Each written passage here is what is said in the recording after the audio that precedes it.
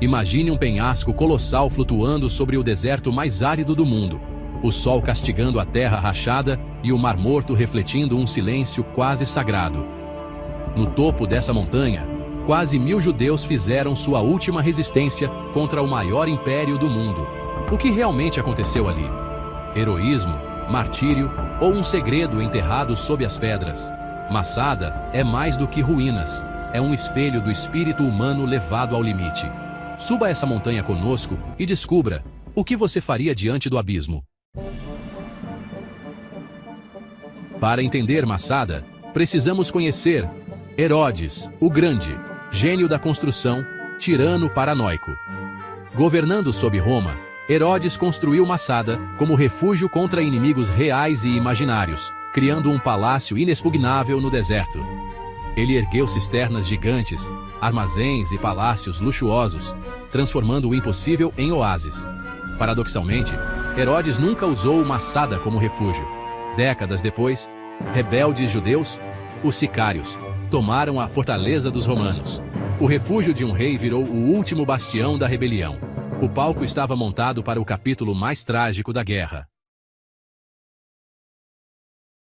Após a queda devastadora de Jerusalém diante das legiões romanas, um grupo determinado de rebeldes judeus, conhecidos como sicários, liderados pelo carismático Eleazar ben Yair, buscou refúgio em um local quase inacessível, a imponente fortaleza de Masada, erguida sobre um penhasco isolado no deserto da Judéia. Ali, eles encontraram não apenas abrigo, mas também esperança de resistência e liberdade, mesmo diante de um inimigo implacável. Masada tornou-se o último reduto da liberdade judaica, um símbolo de desafio e perseverança. No alto da fortaleza, cercados por muralhas antigas e com o deserto se estendendo ao redor, os sicários e suas famílias tentavam reconstruir suas vidas, mantendo acesa a chama da esperança em meio à adversidade. No topo da montanha, famílias inteiras buscavam manter uma aparência de normalidade. Crianças brincavam entre as pedras antigas, mulheres preparavam alimentos e homens vigiavam os arredores, mas todos viviam sob a sombra constante da ameaça romana, sabendo que a qualquer momento o inimigo poderia atacar. Os recursos deixados por Herodes, o Grande, décadas antes, garantiam comida e água para os refugiados. Armazéns, cheios de grãos, azeite e água, permitiam a sobrevivência, mas a sensação de segurança era frágil, quase ilusória, pois todos sabiam que estavam cercados e isolados do mundo exterior. Para o poderoso Império Romano, Masada representava um desafio intolerável à sua autoridade. A fortaleza, erguida como um bastião de resistência, era um lembrete constante de que nem todos haviam se submetido ao domínio de Roma. Determinado a esmagar qualquer vestígio de rebelião, o governador romano Lúcio Flávio Silva marchou com a temida Legio Decius Fretensis para o deserto, trazendo consigo milhares de soldados, engenheiros e equipamentos de cerco. O cerco era inevitável. O maior e mais bem treinado exército do mundo se preparava para enfrentar menos de 1000 rebeldes, homens, mulheres e crianças, dispostos a lutar até o fim por sua liberdade. A fortaleza, que antes fora um refúgio de esperança, transformou-se lentamente em uma prisão sem saída. O ato final dessa dramática resistência se aproximava e cada dia trazia consigo a incerteza do destino que aguardava os insubmissos de Masada. O cerco de Masada revelou a engenhosidade romana. Construir uma rampa colossal para alcançar o topo da fortaleza. Prisioneiros judeus foram forçados a erguer a rampa sob o sol escaldante, enquanto os defensores assistiam impotentes. Era uma guerra psicológica. Cada metro da rampa era um passo rumo ao fim. Após meses, os romanos posicionaram uma torre de cerco e um ariete, abrindo brecha nas muralhas. Os defensores tentaram resistir com uma segunda muralha de madeira, mas ela foi incendiada. O fogo selou o destino dos rebeldes. A vitória romana era questão de horas. Dentro de Masada, a luta era pela alma resistir, render-se ou escolher outro caminho. Os sicários viam seus irmãos forçados a construir a rampa que os destruiria, um dilema moral devastador. A esperança se esvaía, a fé era o último refúgio. fragmentos bíblicos e a sinagoga revelam como buscavam consolo nas Escrituras. O líder Eleazar ben Yair enfrentava uma decisão impossível. A invasão era iminente, não havia fuga nem vitória possível. Restava uma escolha extrema, que ecoaria pela história.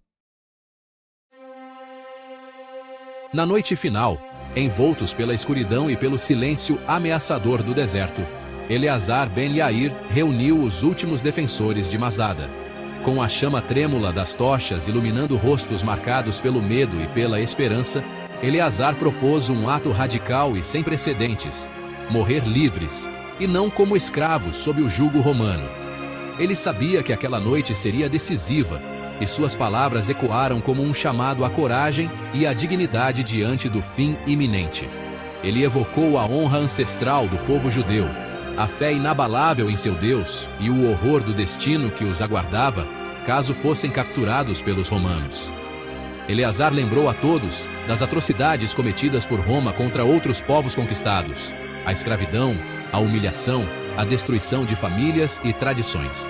Suas palavras inflamaram o coração dos ouvintes, despertando neles tanto o medo quanto a determinação de não se submeterem. Com voz firme, Eleazar propôs um suicídio coletivo, um pacto de liberdade final. Os homens matariam suas famílias para poupá-las do sofrimento. Depois, uns aos outros, até que restasse apenas um último executor, que tiraria a própria vida. Era uma escolha terrível, mas para eles, era a única forma de manter a dignidade e a fé intactas diante do inimigo. Inicialmente, houve choque, incredulidade e lágrimas. Muitos hesitaram, incapazes de aceitar tamanha decisão. Mas Eleazar insistiu, argumentando que era melhor uma morte digna do que uma vida de escravidão e vergonha. Ele apelou ao orgulho, à história e à fé de seu povo, convencendo-os de que aquele sacrifício seria lembrado para sempre. Aos poucos, a decisão foi tomada. A dor e o medo deram lugar à determinação e à união. Eles se prepararam para o ato final, conscientes de que estavam escrevendo uma página trágica, porém heróica, na história de seu povo. Antes do fim, eles queimaram seus bens mais preciosos, símbolos de suas vidas e memórias, mas deixaram a comida intacta. Isso serviria como prova para os romanos de que não agiram por desespero ou fome, mas por escolha consciente e corajosa. O sorteio dos executores foi realizado em silêncio solene, selando o destino de todos. Cada homem aceitou seu papel, sabendo que estava cumprindo um dever sagrado para com sua família e seu povo. Na aurora, eles seriam senhores de sua própria morte, escolhendo a liberdade até o último suspiro e deixando para a posteridade um exemplo eterno de coragem e resistência. O massacre foi silencioso e devastador. Pais mataram famílias, depois a si mesmos, em nome da liberdade. Os armazéns cheios eram mensagem aos romanos: não foi fome, mas escolha. 10 homens executaram os demais. Um último tirou a própria vida. Quando os romanos encontraram silêncio e corpos arrumados. Apenas 2 mulheres e 5 crianças sobreviveram, escondidas. Foram elas que contaram a história. Masada virou lenda de martírio e desafio. O relato de Joséfo é dramático, mas a arqueologia lança dúvidas. Escavações confirmaram o cerco, a rampa e acampamentos romanos, mas poucos restos humanos foram achados. Onde estão os corpos?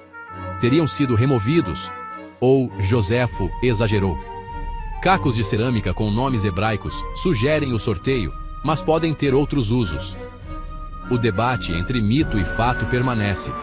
Joséfo buscava drama, a arqueologia busca provas. A ausência de evidência não é evidência de ausência. Masada permanece um mistério entre história e lenda. Masada não é apenas uma fortaleza antiga no deserto da Judéia. Ela transcendeu a história, tornando-se um mito fundador de Israel.